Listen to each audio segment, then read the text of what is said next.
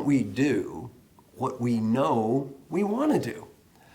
Well, you know, if I ask you to give me a profile of the you want to create in the future, my guess you'd give me a wonderful list of adjectives. You'd describe a person who's in shape, who's a nice person, good with our family, happy, gets things done, productive, rich. Why don't we become this person? Well, if you look at the statistics, at least in the Western world, depression is kind of an all-time high. Employee engagement is near an all-time low. Many people are bitter, disaffected, alienated, obese, depressed.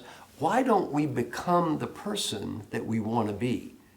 Why don't we do what we know we should be doing?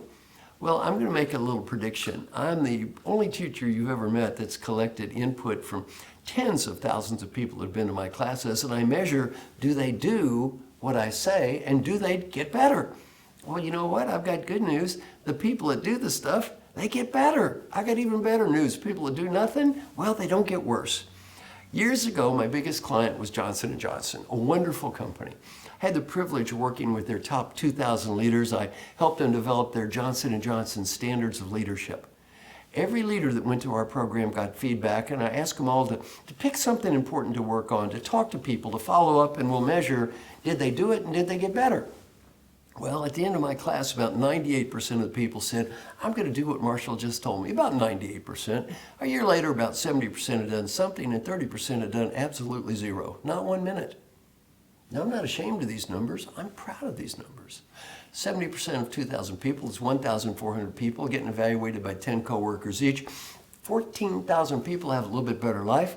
I'm not ashamed of that. I'm proud of that. And I got to interview the people that didn't do anything. I said, why'd you do nothing? Their answer had nothing to do with ethics, values, integrity. Johnson & Johnson was rated as the most ethical company in the world that year. They are good people. You're good people. Answer had nothing to do with intelligence. They're smart people.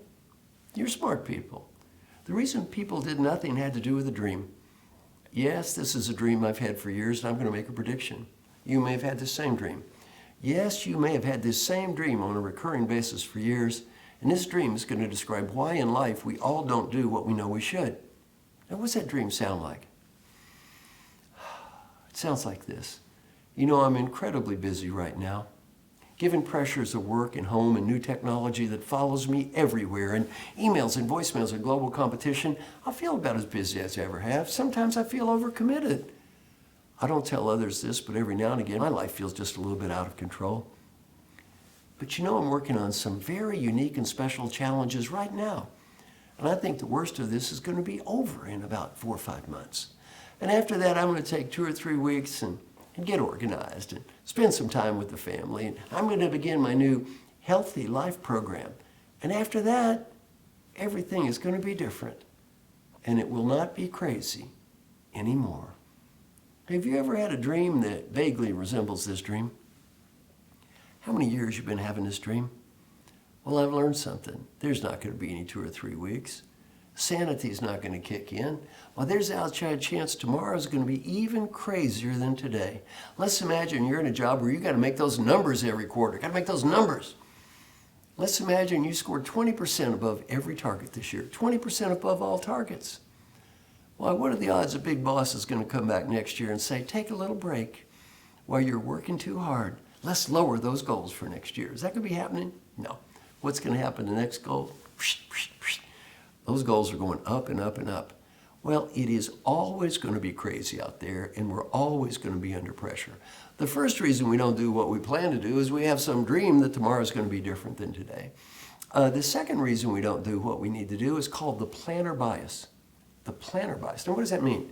The person that's doing the planning is not the same as the person that's doing the executing. See, that person making plans for your life is typically not sleepy, and they're sitting in a room and they're not working, and they're planning for all these doers to do these good things. Well, they're planning for that doer, don't eat too much and don't drink too much and you go work out. They're making all these good plans for the doer. They're not doing the work, they're making the plans.